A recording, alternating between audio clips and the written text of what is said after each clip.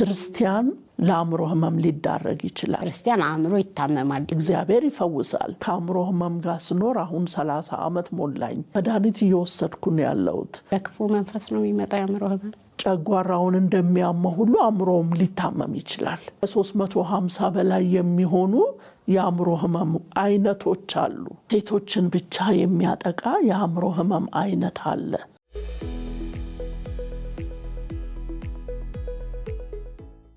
ሰላም ጤና ይስጥልን ውድ ተመልካቾቻችን ይህ ብርሃን ሾው ነው በየሳምንቱ በዚህ ሰዓት የምትከታተሉን እንዴት ቆያችሁን እንዴት ጋራማችሁ ሳምንታችሁ እንዴት ነበረ እኛ ጋር በጣም ቆንጆ ነው እግዚአብሔር ይመስገን እናንተ ጋርም ቆንጆ እንደሆነ ተስፋ አደርጋለሁ ዛሬም እንግዲህ ሌላ አዲስ እንግዳ ይዤላችሁ መጥቻለሁ እንደተለመደው አብራችሁን እንድትቆዩ አብራችሁን እንድትከታተሉን በጌታ ፍቅር በአክብሮት እንጋብዛችኋለን መልካም ቆይታ ውድ ተመልካቾቻችን የዛሬው እንግዳችን ሌኒ ምስጋናው ትባላለች በኢትዮጵያ የአእምሮ ህክምና አገልግሎት ተጠቃሚ ማህበር መስራችና ፕሬዝዳንት ናት ከሷ ጋር ቆንጆ ቆይታ ይኖረናል አብራችሁ እንድትቆዩ በአክብሮት እንጋብዛችኋለን እንኳን ደህና መጣሽልኝ እንኳን ደህና ቆየሽኝ በጣም ደስ ብሎኛል ትጥሬና ክብረሽ ስለመጣሽ እግዚአብሔር ይባርክ አሜን እግዚአብሔር ይመስገን እኔም ደስ ብሎኛል ስለጋበዝሽኝ ተባረክልኝ መልካም ጊዜ እንደምናሳልፍ ተስፋ አደርጋለሁ እንደው የመጀመሪያው ጥያቄ አሁንና አይደለም የሚለው ነው ዛሬ የምንጀምረው ክርስቲያን አእምሮ ተታመማል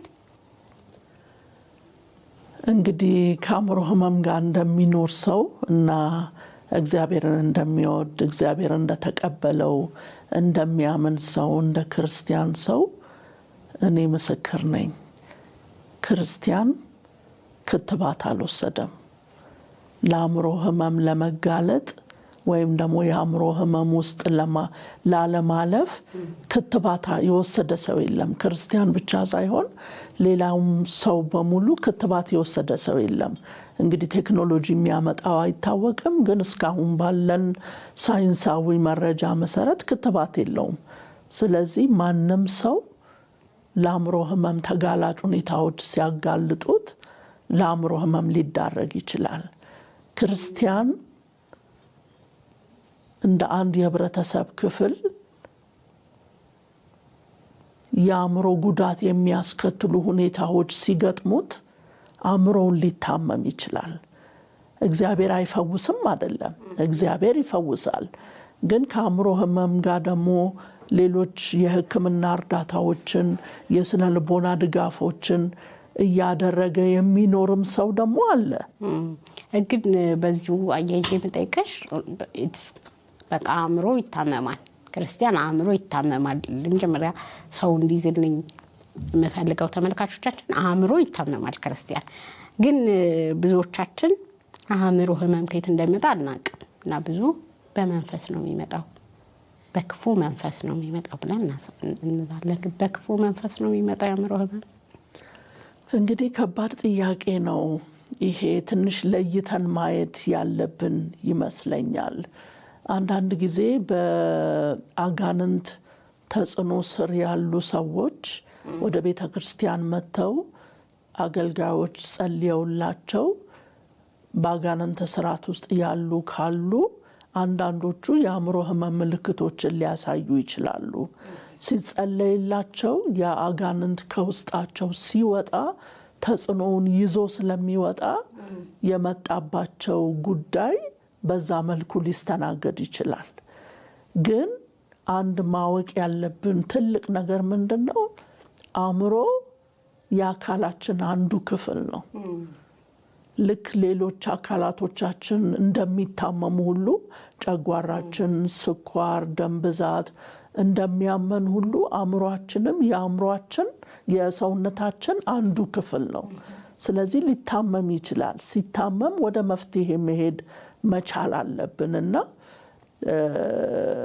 ክርስቲያን አእምሮውን ሊታመም ይችላል ክርስቲያን እንግዲህ እንደሚባለው ልድገመውና የአማኑኤል መድኃኒት ወስዶ እየወሰደ ሊኖር ይችላል እኔ እንግዲህ ከአእምሮ ህመም ጋር ስኖር አሁን 30 አመት ሞላኝ በዚህ አመትና እድሜን ግን እንዳታሳይብኝ እና በ30 አመት ጊዜ ውስጥ መድኃኒት እየወሰድኩ ነው ያለሁት እንደሚጠቅመኝ ተነግሮኝ እኔም አምኜበት እግዚአብሔር በዛ ውስጥ ለሰውነቴ ለአእምሮዬ የሚመች ለተዛባው የኬሚካል ባላንስ የሚመች መድኃኒት እግዚአብሔር አዘጋጅቶልኝ የስነ ልቦና ድጋፍ እየወሰድኩኝ ውጤታማ ኑሮ እየኖርኩ ነው ያለሁት። ስለዚህ ክርስቲያን በእግዚአብሔር ፈቃድ ውስጥ ያለ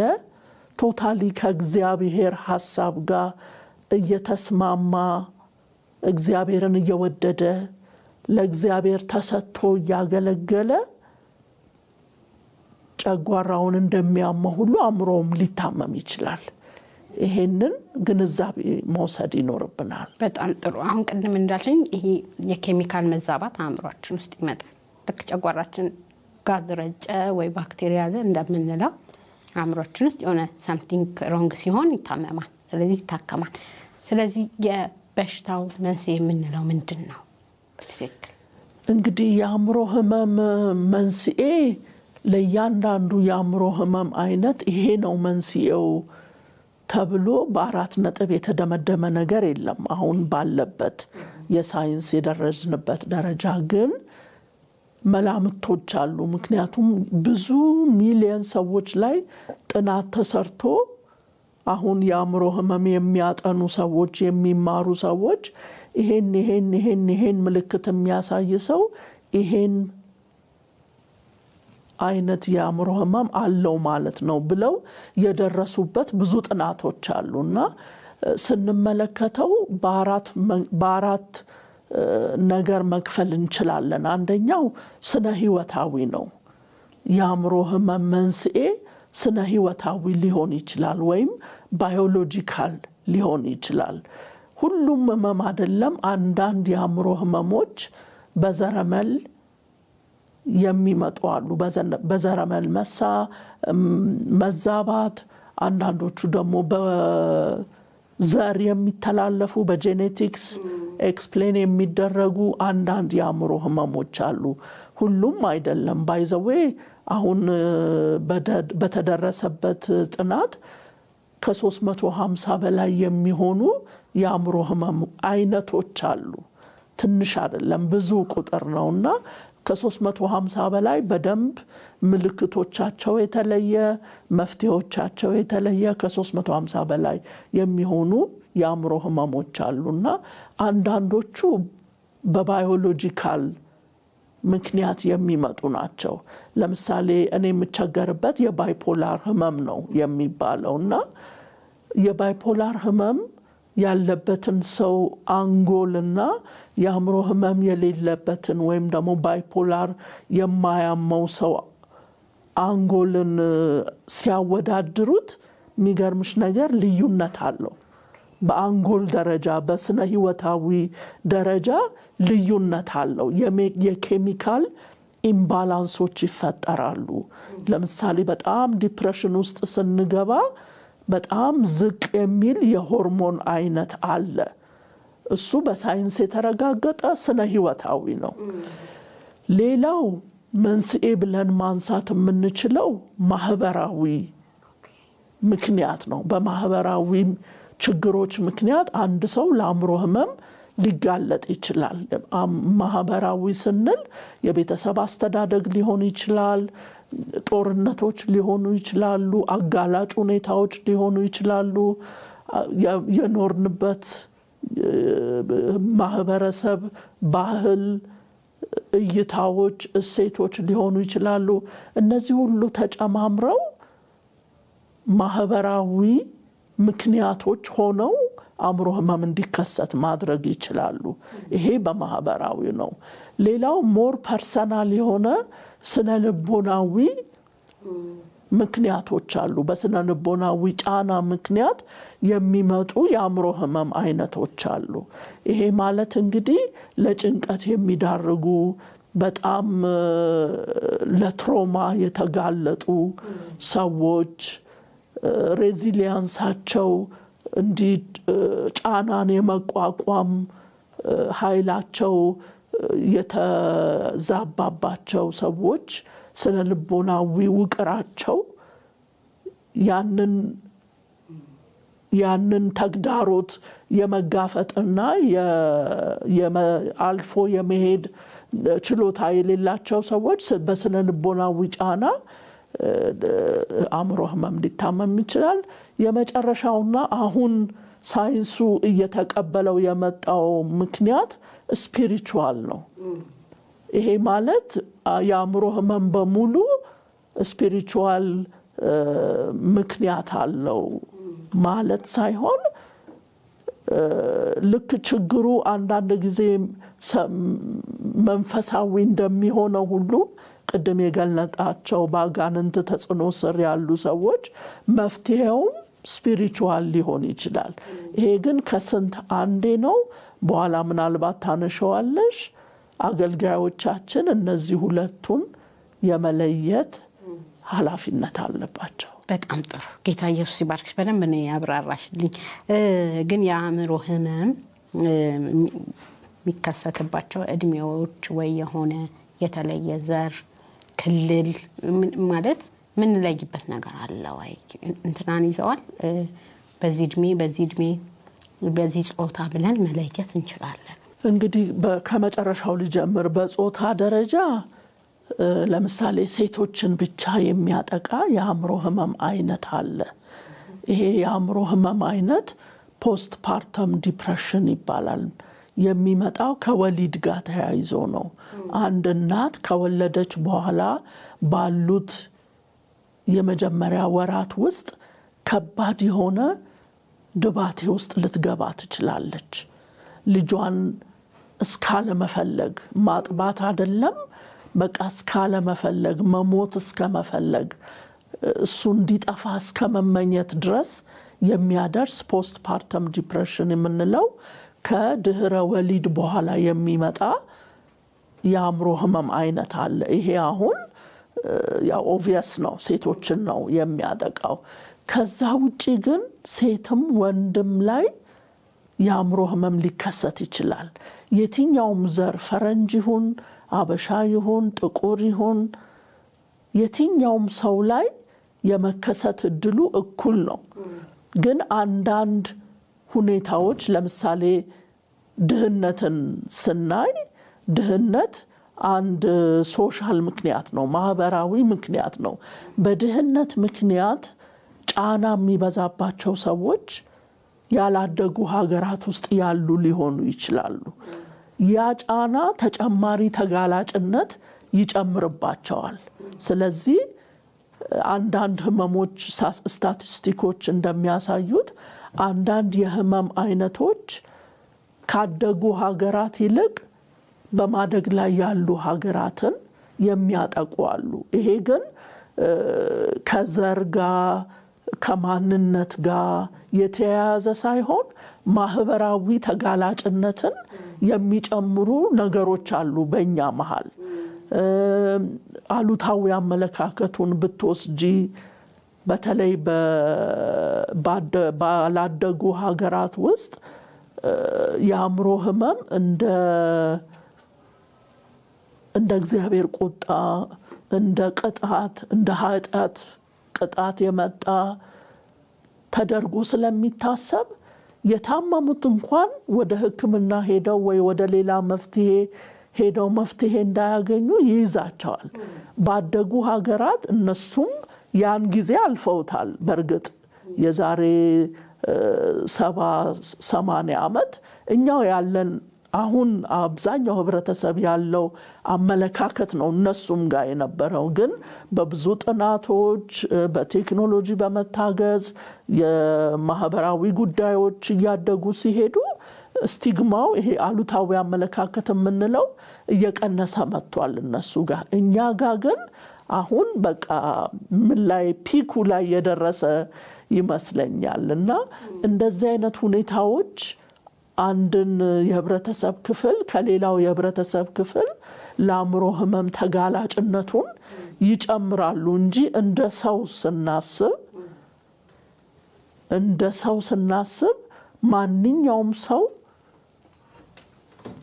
የአእምሮ ህመም ላለመጋለጥ በአእምሮ ህመም ላለመያዝ ምንም አይነት ዋስትና የለውም። ስለዚህ ስናስብ ስለ አእምሮ ጤና ስናስብ ሩቅ ያለ ነገር አድርገን ማሰብ የለብንም። አንድ ልምዴን ባካፍልሽ ለአእምሮ ህመም ጥሩ ልብ ያላቸው ሰዎች እንግዲህ በስራ አጋጣሚ ብዙ ሰው አገኛለሁ። ያሳለፍኩት 30 ዓመት ከአእምሮ ህመም ጋር ቀላል እድሜ አይደለምና በዚህ ሁሉ ጊዜ ለአእምሮ ህመም ስስ ልብ ያላቸው ለአእምሮ ህመም ጠጋ ያለ አመለካከት ያላቸው ሰዎች ወይ ራሳቸው የአእምሮ ህመምተኛ ናቸው ወይ በቤተሰባቸው ውስጥ የአእምሮ ህመም ያጋጠመው ሰው አለ ወይ ደግሞ ቤተዘመድ ወይም የቅርብ ጓደኛ በአእምሮ ህመም ውስጥ አልፏል እንጂ ሰው በራሱ በኖርማል ስቴት ስለ አእምሮ ህመም ግንዛቤ የለውም። የሚያሳዝንሽ ነገር እንደዚህ የተነካካ ሰው ካልሆነ በቀር እንዳየሁት ከሆነ ፕሮፌሽናሎችን እንኳን ስታስቢ ወደ ሳይካትሪ ጥናት የሚሄዱት በሆነ ምክንያት ነው እንጂ እንደዚህ የአእምሮ ህመም ክፍተት አለው አድሬስ ላድርገው ምናምን ብለው የሚሄዱ ኤክሴፕሽኖች ይኖራሉ። ግን አብዛኛው ሰው ከአእምሮ ህመም ጋር የሆነ ንክኪ ሲኖረው ነው ስለ አእምሮ ህመም ለማሰብ ስለ አእምሮ ህመም በጎ አመለካከት እንዲኖረው የሚሆነው እና አሉታዊ አመለካከቱ ለዘብ የሚለው ሲነካካ ነው። የሚገርምሽ ነው። ከዛ ውጪ ግን ያው እኔ ጋር የማይመጣም አይነት ስሜት ጎረቤት ጋር የሚሄድ ሌላ ሰው ጋር የሚከሰት ሩቅ ነገር አድርገን ነው የምናስበው። አሁን እኛ ጋር ይመጣሉ ወላጆች ይመጣሉ ምን ጎድሎት ነው ልጄ ምን አጎድሌበት ነው እንዲህ የተንከባከብኩት እንዲህ ዋጋ የከፈልኩ ያሳደግኩት እኔ ያልኖርኩት ኑሮ እንዲኖር እየጣርኩኝ ምን ቢጎለው ነው አእምሮውን የሚያመው ብለው መተው ይጠይቁናል እኛን። ምክንያቱም የአእምሮ ህመም የሆነ ቁጣ ተደርጎ ስለሚታሰብ የሆነ ምክንያት ይፈልጉለታል እንጂ ቅድም እንዳልነው ባዮሎጂካል ሳይኮሎጂካል ሶሻል ምክንያቶች አሉት ብሎ ብዙ ሰው ግንዛቤው የለውም። በዚሁ ግን አንድ ሰው የአእምሮ ህመም እንዲያዘው ራሱ በምን ያውቃል? እና ደግሞ እኛስ በዙሪያው ያለን ሰዎች በምንድን ነው ይህ ሰው ታሟል ብለን አንደኛ ለመርዳት ሁለተኛ ወደ ሕክምና ተቋም ለመውሰድ ምንድናቸው ምልክቶቹ? በጣም ጥሩ ጥያቄ ነው ብርሃን የጠየቅሽኝ ጥሩ ጥያቄ ነው። እንግዲህ የአእምሮ ህመም እንደሌላ አካላዊ ህመም በሲቲ ስካን በኤምአርአይ በላብራቶሪ ምርመራ የሚገኝ ነገር አይደለም። አንድ ሰው የሚሰማውን ስሜት ወይ ደግሞ ቤተሰብ ያየውን ነገር ለሐኪም ተናግሮ ከዛ በኋላ ነው የአእምሮ ህመም የትኛው የአእምሮ ህመም እንደሆነ ሐኪሙ የሚረዳው በዛ መልኩ ነውና 5 ነጥቦች ቶሎ ብዬ ላነሳልሽ እፈልጋለሁ። አንደኛው መለኪያው የአእምሮ ህመም አለበት አንድ ሰው የሚለውን ነገር መለኪያው ምንድነው? በየስነ ልቦና ችግር ማኒፌስት ሲያደርግ ማለት ይሄ ሰብጀክቲቭ ኤክስፒሪየንስ ማለት ነው። ለሌላ ሰው በምንም ምልክት አይታይም። ያ ሰው ግን ጭንቀት ሊኖርበት ይችላል መረበሽ ሊኖርበት ይችላል የስሜት መለዋወጥ ሊኖርበት ይችላል። በዚህ ጊዜ የሆነ ችግር አለ ማለት ነው እንላለን። ሁለተኛው ይሄ ኦኩፔሽናል ዴፊሺየንሲ ምንለው ማድረግ ያለበትን ነገር ማድረግ ሳይችል ሲቀር ወይ ደግሞ ማድረግ የሌለበትን ነገር ሲያደርግ አንድ ሰው ማህበራዊ ኃላፊነቱን መወጣት ሲያስቸግረው ይሄ ሰው እየተቸገረ ነው እንላለን። ሌላው ሰልፍ ኬር ነው። ራሱን መንከባከብ ሲያቆም ስለራሱ በጎ አመለካከት በጎ ክብር ሲያጣ እንግዲህ ኤክስትሪም ኬዞችን ስናስብ ልብስ እስከመተው ድረስ የሚያደርስ አይነት ራስን የመጣል ነገር ይታያል። አንድ ይሄ ነው እና የመጨረሻው ምንድነው ያ ግለሰብ ከሚታወቅበት ባህሪ ውጪ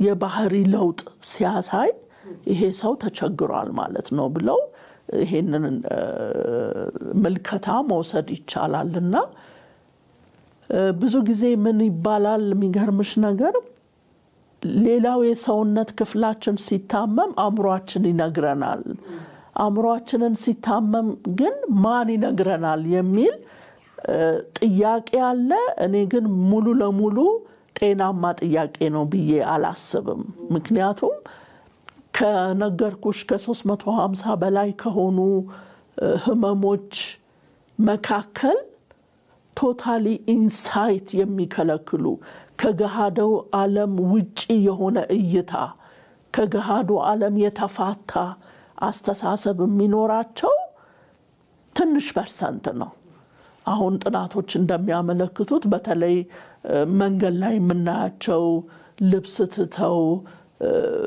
ሰውን አታክ የሚያረጉ አግሬሲቭ የሆኑ እንደዚህ አይነት በጣም አኪዩት ሳይኮቲክ ኤክስፒሪየንስ ያላቸው ሰዎች ከጠቅላላ የአእምሮ ህመም 4% ነው የሚሸፍኑት ማለት ነው ሌላው 96% ልክ እንደኔ አክብረሽ ጋብዘሽ እንደጠራሽኝ ደና ልብስ ለብሼ ሴንስ ያለው ነገር እየተናገርኩኝ ወጣ ምገባ ምሰራ ቤተሰብ ማስተዳደር ሰርቼ ምገባ ሰው ነኝ ማለት ነው 96% ህብረተሰብ ውስጥ ያለ የማይለይ ሰው ነው ማለት ነው የሚበዛው እና ይሄንን ነገር ስናይ መረዳት ያለብን ነገር ምንድነው የአእምሮ ህመም ድንገት አንድ ሰው ላይ ዱብ አይልም የሚገርምሽ ነገር በጣም ምልክቶች አሉት መነሻዎች አሉት early warning signs አሉት ግን ብዙ ጊዜ እኛ ሀገር ችግሩ ምንድነው ቶሎ አንቀበልም ካለው አሉታዊ አመለካከት የተነሳ ልጆቻችን ክፍላቸው ውስጥ ተዘግተው ሲኖሩ እሱ እኮ ልማዱ ነው እድሜው ነው ባህሪው ነው እየተባለ የከፋ ነገር እስኪመጣ ድረስ ይጠበቃል ግን ቶሎ ወደ ህክምና ቢሄድ አንድ ሰው ባህሪው ሲቀየር ምንም ማለት አይደለም የስነ ልቦና ድጋፍ መፈለግ ማለት ድክመት አይደለም እንደውም ጥንካሬ ነው እና ያንን ቢያደርጉ በመድኃኒት መታገዝ ካለባቸው ደግሞ በመድኃኒት ቢታገዙ ይሄ ጥሩ ነገር ነውና አንድ ላነሳልሽ የፈለኩት ነገር ከጠየቅሽን ጥያቄ ጋር ብዙ ጊዜ የአእምሮ ህመም ሌት አዳልት ላይፍ ላይ ያሉ ህመሞች አሉ ማለት ከአዛውንቶች ላይ ይሄ ዲሜንሺያ ምንለው አልዛይመር ምንለው የመርሳት በሽታዎች ከእድሜ ጋር የሚመጡ ህመሞች እንዳሉ ሆነው አብዛኛው የአእምሮ ህመም ግን ማኒፌስት የሚሆነው ከ24 አመት በታች ነው በተለይ ከ18 ከ17 አመት እስከ 24 አመት እድሜ ላይ ያለ ሰው ተጋላጭ ሁኔታዎች ሲያጋጥሙት ለአእምሮ ህመም ይዳረጋል አብዛኛውን ሰው ሂስትሪ ብትወስጂ የለየለት እንግዲህ እንደሚባለው ማለት ነው የለየለት 40 አመቱ ላይም ቢሆን ግን ጅማሬዎችና ጠቋሚ ምልክቶች የጀመሩት ገና የ18 የ17 አመት እስከ 24 አመት ባለው እድሜ ነው እና ፈረንጆች በዚህ ይበልጡናል በተለይ የአእምሮ ህመም ከተከሰተ በኋላ ትሪት ማድረግ ብቻ ሳይሆን እንዳይከሰት ፕሪቬንሽን ላይ መከላከሉ ላይ መስራት በጣም ውጤታማ ነው ሳይንሳዊ ነው ምክንያቱም አብዛኛው ያምሮ የሚከሰተው ከ24 አመት በታች ከሆነ ልጆቻችን ላይ መስራት ወጣቶች ላይ መስራት ቲኔጀሮች አዶለሰንቶች ላይ ያምሮ ህመማቸው ተጠብቆ በጤናማ አስተዳደግ በጤናማ ስነልቦና እንዲያድጉ ብናደርግ አብዛኛውን ያምሮ ህመም መከላከል እንችላለን የሚገርምሽ ነገር በጣም ጥሩ ነው በዚሁ አጋጣሚ ለተመልካቾቻችን ማስገንዘብ በዛው መጨመር መፈልከው ብዙ ልጆች በተለይ እንዳልሽው 17 በላይ ሲሆኑ ወደ ወጣትነቱ ሲገቡ በራቸውን መዝጋት ብቻቸውን መሆን ትላንት የሌለባቸውን ካራክተሮች እናያለን ስለዚህ ቤተሰብ በዚህ ጉዳይ ላይ ነቃ ብሎ ክርስቲያንም ሆንን ክርስቲያንም ካልሆንን ይሄ የአንድ ሰው ታሪክ ነውና የአንድ ሰው ህይወት ማዳን ነውና ለምንድን ነው እንደዚህ ሆነው ትላንት ሰላም የሚለን ሰው ሰላም ሳይለን ሲቀር በተደጋጋሚ ምን ሆኖ ነው ይሄ ልጅ ምንድነው የተገጠመው ብሎ ትኩረት ማድረግ እና ወደ ስለንቦራ ዶክተሮች ጋር መሄድ ማማከር በጣም ወሳኝ ነው በየቤተ ክርስቲያኑ ይሄ ነገር ቢኖር ደግሞ ቢለመድ በጣም ደስተኛ ነኝ እኔ ወጣት ስለሚበዛ በየቤተ ክርስቲያኑ ቢኖር በዚሁና እናነሳዋለንና ብዬ ሐሳብ ለመጨመር ነው በዚህ ተባረክልኝ በጣም ቆንጆ ትምህርት እየሰማው ነው በጣምና እስቲ ስላንቺ ወዳንቺ ልምጣና እንዴት ህመሙ ጀመረሽ መቼ ጀመረሽ በምን ምክንያት ጀመረሽ ካንቺ ምን ማራው ነገር ደግሞ ስላንቺ ትንሽ አጫውሽ እሺ እንግዲህ እኔ ብዙ የሚወራ ታሪክ የለኝም ታሪኬ እግዚአብሔር ነው ታምራት አድርጎ ያኖረኝ ነቀፌታዬን ወደ ክብር የቀየረልኝ እግዚአብሔር ነው ስለዚህ ስናገር የህይወት ታሪኬን ለማጉላት ሳይሆን የእግዚአብሔርን ክብር ለማሳየት ነው ምክንያቱም በህይወት ያለሁት ፓሽን አድርጎ የሰጠኝ ራእይ አድርጎ የሰጠኝ በዚህ ስራ ላይ እንድሰማራ ስለሆነ በዛ ህይወት ውስጥ ማለፌ ግድ ነበር ለዛሬው አገልግሎቴ ማለት ነውና እኔ እንግዲህ ኢትዮጵያ ውስጥ ነው የተወለድኩት አዲስ አበባ እስከ 13 አመቴ ድረስ አዲስ አበባ ነበር የምኖረው እንደማንኛውም ኢትዮጵያዊ ቄስ ትምህርት ቤት ሄጄ ምናምን ከዛ 8ኛ ክፍል ደረስኩኝ 8ኛ ክፍል ሚኒስትሪ ከመውሰዴ በፊት ግንቦት ላይ አንድ አጎታለኝ ምናልባትም ታውቂው ይሆናል እረኛው ሐኪም የሚል መጽሐፍ የጻፈ ፕሮፌሰር ምትኩ በላቸው የሚባለው አጎቴ ነው እንዳ የአባቴ ወንድም እሱ አንድ የትምህርት ዕድል አንድ ሰው ወስጄ ላስተምር ብሎ ወደ ቤተሰብ ዕድሉን ሲያመጣ እኔ ነበርኩኝ የተመረጥኩት በጊዜው ማለት ነው ስለዚህ ሚኒስትሪ ልፈተን አንድ ወር ሲቀረኝ ነው ወደ ቤልጅየም ሀገር የሄድኩት ማለት ነው እና 13 አመት ተኩል ሆኖኝ ነው የሄድኩት እንግዲህ ማሰብ ትችያለሽ የ13 አመት ልጅ እንደዛሬው ብዙ ብስለት የለም ብዙ የኢንተርኔትም የሶሻል ሚዲያም ኢንፎርሜሽን ስለሌለ ብስለታችን እንዳሁኑ አይደለም ብዙ ኤክስፖዠር የለኝም የውጭውን ዓለም አላውቅም ሁሉ ነገር ለኔ አዲስ ነበርና የሚገርምሽ ነገር የሚናገሩት ፈረንሳይኛ ነው እዛ ሀገር ሁለት ቋንቋ ነው የሚናገሩት እኔ ፈረንሳይኛ የሚናገሩት ክፍል ነው አጎቴ የሚኖረውና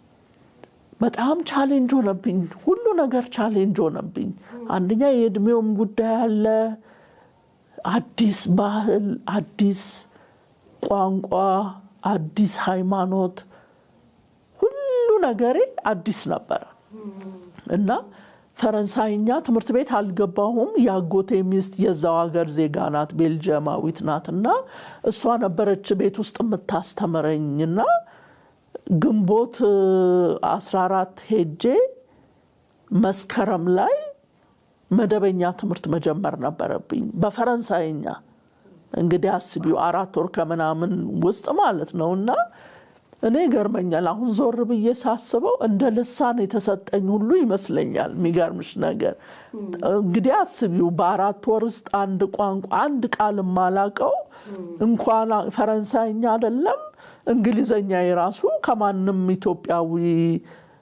ልጅ የተሻለ አልነበረም ስለዚህ አንድ ቃል ስፈልግ መጀመሪያ ወደ እንግሊዘኛ ተረጉማለሁ ከእንግሊዘኛ ወደ ፈረንሳይኛ ማነው ከፈረንሳይኛ ወደ እንግሊዘኛ ተረጉማለሁ በዲክሽነሪ ከእንግሊዘኛው ደግሞ ወደ አማርኛ ተረጉማለሁ አንድ ቃል ለመረዳትና ምን ያህል ከባድ እንደሆነ ማሰብ ትችያለሽ ግን እግዚአብሔር ተአምራት አደረገልኝ ጥሩ ተማርኩኝ የሚገርምሽ ነገር የመጀመሪያ ሴሚስተር እንግዲህ በርግጥ አንድ አመት ተከልሼ ነው የገባሁት ከኢትዮጵያ ሲሄድ አንድ አመት ተከልሼ 7ኛ ክፍል ነው የገባሁት ግን እሱ ብቻ አይመስለኝም እኔ እግዚአብሔር ረድቶኝ በጣም ጥሩ ውጤት አምጥቼ ነው ፈርስት ሴሚስተር ያለቀው ማለት ነውና እግዚአብሔር በጣም ረዳኝ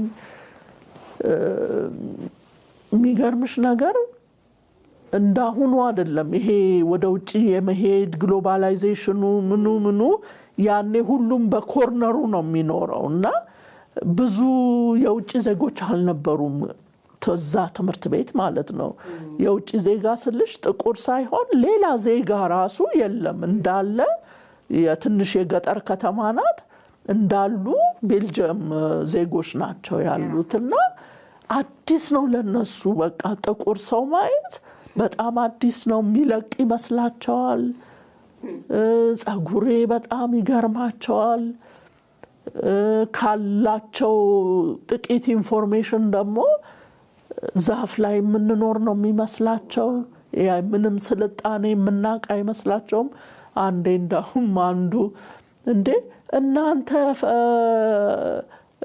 ዛፍ ላይ የምትኖሩ ከሆነ መቼም የቤልጅየም ኤምባሲ አለ እዛ ሀገር እነሱስ እንዴት ነው የሚያረጉት ለነሱ ደግሞ ትልቅ ዛፍ አላቸው አልኳቸው የንዴቴን እነሱ ግን አመኑኝ የሚገርምሽ ነገር ይሄን ያህል አሉታዊ አመለካከት ነበራቸው ለኛ ሀገርና በጣም ቻሌንጅ ሆነብኝና ለአእምሮ ጤና መዛባት የዳረገኝ ብዬ ማስበው የእምነት ልዩነት ነው እኔ እዚህ ሀገር ስኖር እንግዲህ ከ14 አመት በፊት ባለኝ ህይወት በቸርች በጣም ተኮትኩቼ ያደኩኝ እድሜ ትንሽ ቢሆንም ጌታንም ወድ ይሄ አለ አይደለ በቤተሰብ የወረስኩት ሳይሆን ፐርሰናሊ የእግዚአብሔርን ህልውና ኤክስፒሪየንስ ያደረኩ ልጅ ነኝና በጣም ጠንካራ አቋም ነው የነበረኝና በኳየር አገለግላለሁ በህፃናት ኳየር ከዛ ስናድግ ደግሞ ዲ ኳየር ተብሎ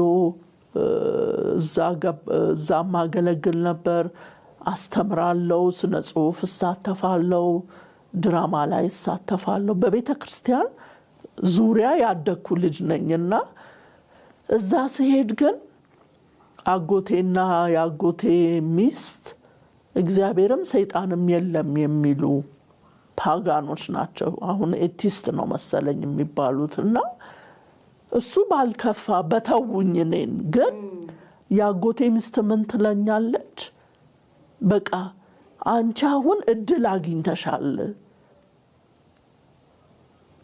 ከዛ ጨቋኝ ከሆነ የሃይማኖት ስርዓት ለመውጣት እድል አግኝተሻል ሲቪላይዝድ ለመሆን እድል አግኝተሻል ስለዚህ ይሄንን እድል ማስመለጥ የለብሽም ስለዚህ ይሄ ሃይማኖት የምትዩን እግዚአብሔር የምትዩን ፈጣሪ የምትዩን ጸሎት የምትዩን መዝሙር የምትዩን ነገር በሙሉ እርግፍ አርገሽ ትተሽ ኢንላይትድ መሆን አለብሽ ያለሽው ሲቪላይዝድ ህብረተሰብ መካከል ስለሆነ አድቫንቴጁ ሰጂ ተጠቃሚበት ይሄን እድል ምክንያቱም ሃይማኖት ጨቋኝ የሆነ ነገር ነው ብላ ታስባለችና የሚገርምሽ ነገር ቁጭ አድርጋኝ አንዴት እዚህ ለኛል ወረቀትና እርሳስ ሰጣኝ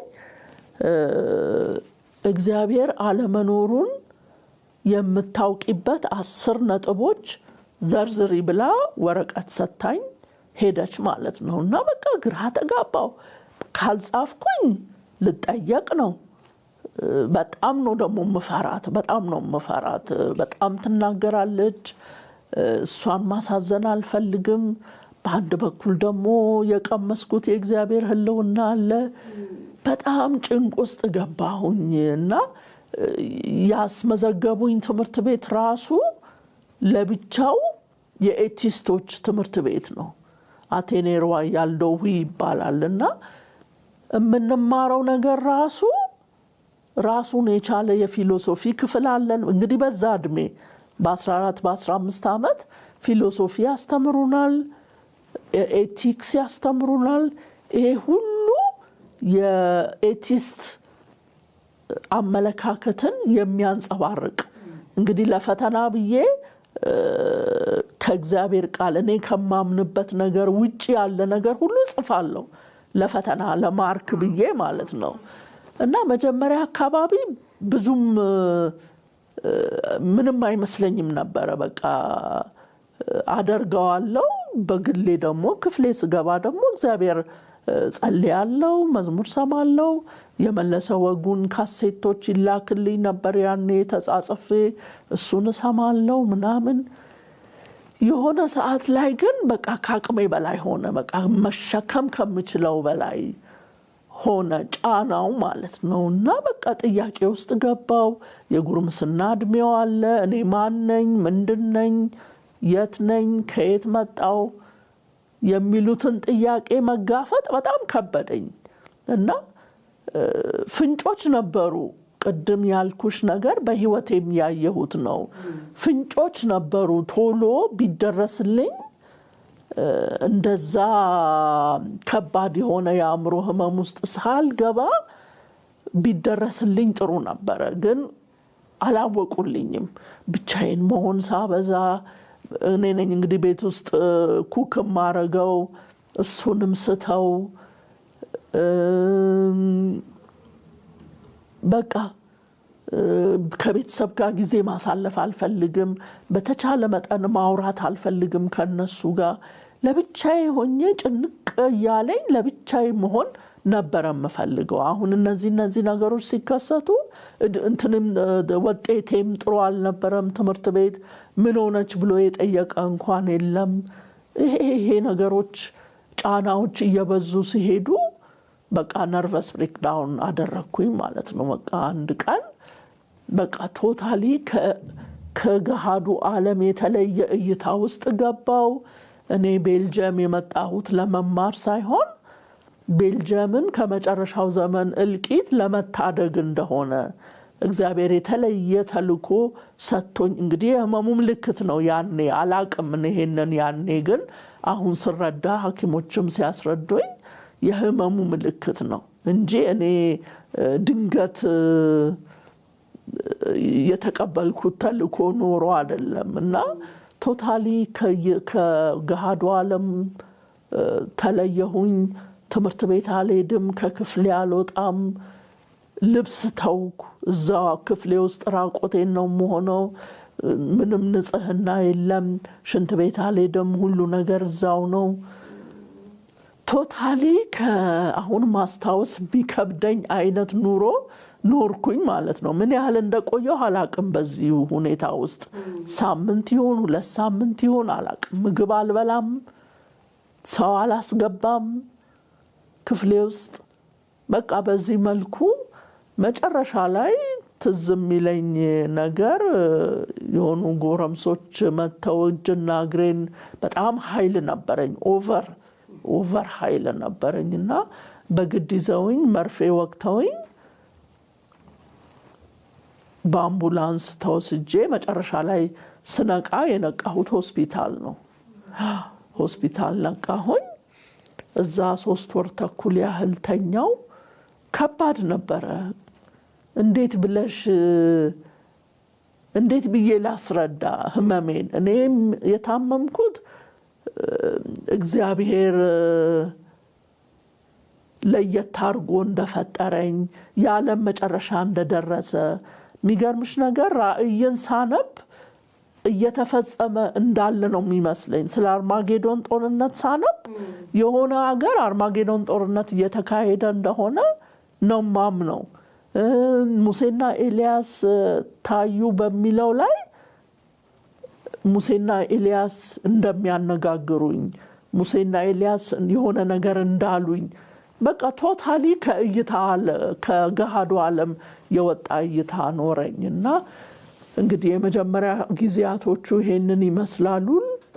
ደሞስ እንዴት ብዬ ላስረዳ? ፈረንሳይኛ ነው በዛ ላይ የውስጥ ነገር ነው፣ የሃይማኖት ጉዳይ ነው። አመለካከቴ በሃይማኖት የተቃኘ ነው። ይሄንን እንዴት ብዬ ለአንድ ሳይካትሪስት ፓጋን ሳይካትሪስት ላስረዳና ከባድ ነበረ። ግን እግዚአብሔር ይመስገን እየተሻለኝ የሚመርዙኝ የሚመስለኝ ነበረ። በጣም እፈራለሁ፣ ምግብ አልበላም። አንዴ እንዳውም ያመጡትን ምግብ በመስኮት ወርውሬ 6ኛ ፎቅ ላይ ነበረ የተኛው። ሰው ተጎድቷል ሁሉ አሉ ከስር ብርጭቆና ሳህኑ ወርዶበትና ከዛ በኋላ በዩዜን ስሮ ነው የሚሰጠኝ የነበረው። ግን እንደዛም ሆኖ በቃ ምግብ አልበላም፣ መድኃኒት በጣም አስቸግራለሁ። በአይቪ ነው የሚሰጡኝ። ምክንያቱም እኔ እዛ ሆስፒታል የገባሁት እግዚአብሔር ከሰጠኝ ተልኮ ሊያደናቅፉኝ ነው እንጂ ሊረዱኝ ነው ብዬ አላመንኩም በወቅቱና በጣም ከማንም ጋር አልቀላቀልም፣ የትኛውንም ህመምተኛ ጋር አልቀላቀልም። ክፍሌ አልጋ ላይ ነው ማሳልፈው ምናምንና ኤኒዌይስ ላሳጥርልሽና እናቴ መጣች ከኢትዮጵያ። እናቴ መጣች ከ3 ወር ተኩል በኋላ። ከዛ ተወሰነ ወደ አዲስ አበባ መምጣት እንዳለብኝ። ከባህሌ ከሃይማኖቴ ተለይቼ መኖር እንደሌለብኝ ሐኪሞቹም መከሩ። ከዛ ይዛኝ መጣች እዚህ አዲስ አበባ እና ቀላል አይደለም። በዛ ሀገር በዛን ጊዜ ወደ ውጭ ሀገር ሄዶ የመማር እድል በጣም ብርቅ ነበር፣ እንደ ዛሬ አይደለም። አእምሮ ታሞ መመለስ ደግሞ ምን ያህል አሳፋሪ አዋራጅ ነገር እንደሆነ መገመት ትቻለሽ። በጣም ቤተሰቤን ያሰደብኩ፣ ምንም የት ደርሳለች የተባልኩኝ፣ ማልጠቅሞኝ እንደተጣልኩ አይነት ከባድ ስሜት ውስጥ ገባው። ሰውም እንዳልኩሽ እንዳሁኑ ስለ አእምሮ ጤና በብዛት አይወራም። ከስንት አንድ ሰው ነው የሚታወቀው በቤተክርስቲያንም። በቃ ወላጆቼ ደግሞ በጣም ጥሩ ሰዎች ናቸው፣ የሜዲካል ባክግራውንድ ያላቸው ናቸውና ልጆች ወላጆቿ እንኳን የተመሰገኑ የእግዚአብሔር ሰዎች ናቸው። ማን ምን ቢያጠፋ ነው እንደዚህ የሚቀጣቸው እግዚአብሔር እያሉ ይሉ ነበርና በጣም ከባድ ነበር። በጣም ብዙ ሰው ይመጣል ወደ ቤት፣ አገልጋዮች ይመጣሉ፣ ይገሰጻል፣ ለአጋንንት ይጸለያል። አንዳንዴ እኔ ጮኬ ልገላገል እንዴ ላለው፣ ምክንያቱም በቃ በጣም አስጨናቂ ነው። ማይዙሽ ቦታ የለም። ደረትሽን፣ ወገብሽን፣ ምን ጭንቅላትሽን እንትን እያሉ ይገስጻሉ። በዛ ወቅት እኔ አሜን ወይ አሜን እላለሁ ወይ ምን እላለሁ እንጂ የሚወጣ ነገር አልነበረም ከውስጤ። ባጋንንት ቁጥጥር ስር ስላልነበርኩ ማለት ነው። አእምሮዬን ታመምኩ እንጂ ሰይጣን ውስጤ አልገባም። ግን ይሄንን እንዴት ብለሽ ታስረጃለሽ? በዛ ጊዜ ተመልካቾቻችን እንግዲህ የመጀመሪያው ክፍል እንደተመለከታችሁት ነው። በጣም ድንቅ ትምህርት እንደወሰዳችሁ አስባለሁ። በየቤታችን ያላወራነውን ደግሞ ያልተነጋገርንበትን ኢሹ ነው ያወራንላችሁ። ስለዚህ የሚቀጥለውን ክፍል ይዘንላችሁ የሚቀጥለው ሳምንት እስከምንመጣ አብራችሁን ቆዩ። መልካም ሳምንት።